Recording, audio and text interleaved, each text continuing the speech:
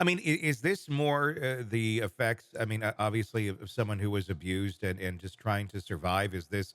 I mean, the effects of addiction. Obviously, they were on drugs through all of this. It's just it's hard to wrap one's mind around the lack of humanity that one could have Right, to go through right, this, even if you are the victim of abuse. I mean, to not stand up and do something as your right, children are getting the crap right. beat out of them. I don't know, that just seems even more bizarre, I think, to a lot of people. Can you shed some light on that? I think that addiction changes people and it brings out the worst in people, but I don't quite buy into the idea that addiction completely erases moral development, Mhm. you know? So I have seen a lot of people develop addictions, but they still have some kind of moral compass inside.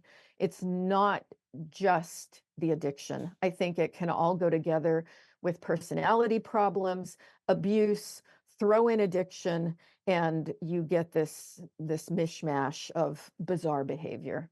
Obviously, Harmony was on the radar of DCFS. They had, contacted. They had seen her previously. Not a whole lot was done. We even have some people that testified from there. And then they kind of went off the radar, living in that car, and not a whole lot was done, even to look into, when she wasn't being accounted for. I mean, this seems to be, obviously, we talk about it all the time. There's a serious problem of, lack of people, lack of infrastructure to do anything Yeah. to help these kids. I mean, when you look at this, how do you look at how she was failed by the system, when she was popping up here and there, but nobody ever, I guess, did anything to rescue this poor little girl, or Yeah. rescue her for any longer period of time. Yeah, it's an absolutely horrendous failure of the system, and the fact that, they can be called out, they do such superficial, assessment, which was essentially nothing, Mhm. and then, as you say, drop off the radar with no follow-up, and not looking at who is this father in context. I mean, his history of violence was extreme, and he did prison time for shooting someone in the head. Yeah. Only 9 years for that, for a career criminal. And one would think that a social worker, if I were a social worker, I mean, just looking at who is this person, Mhm. this is a person who should not be trusted raising kids. And, the fact that we don't staff these agencies and build that in Yeah. is really, it's on all of us that we don't demand more change. Was that an effect of viewing Adam as a proper parent versus the obviously versus her mother, or versus the foster home that she was in, which the foster mother seemed lovely. She was on the stand Yeah. talking about it. She's heartbroken by everything, but to view Adam as a better parent than that foster parent, is that part of the I would say corrupt, but the very broken system of the family reunification, where It is. somehow Adam, even though career criminal, has been in jail for shooting someone in the head and God knows how many other charges, somehow that outweighed this woman who is there, has a track record of being a good foster mom. Adam somehow gets priority over that. That just Yeah. doesn't add up Yeah. in the land of reality.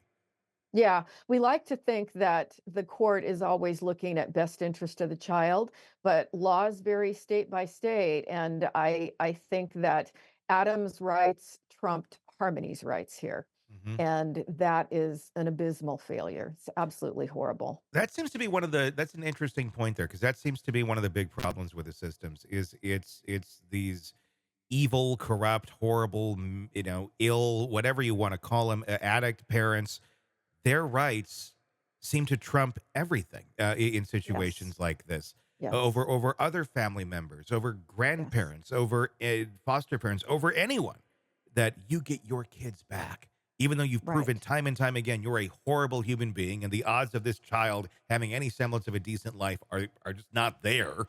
But because you have the DNA, we're gonna just, here you go, good luck. Something's gonna Mm. change this time. Mhm. Mhm. Yeah, it's absolutely crazy. It makes no sense.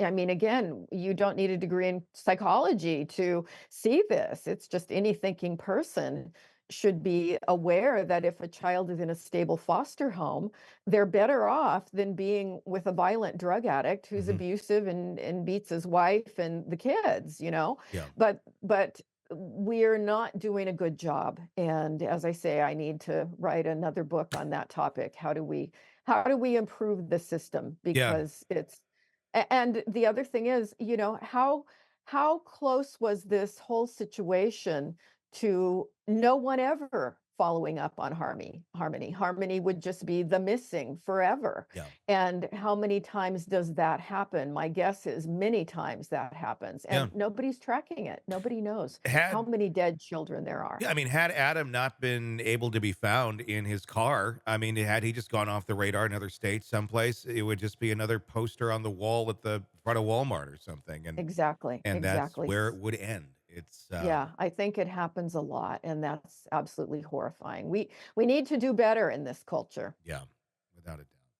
Hey, it's Tony Brueski. If you like the podcast, be sure to like, subscribe, and press that bell so you don't miss any of our updates on the cases we're following for you right here at the Hidden Killers podcast from True Crime Today. And thanks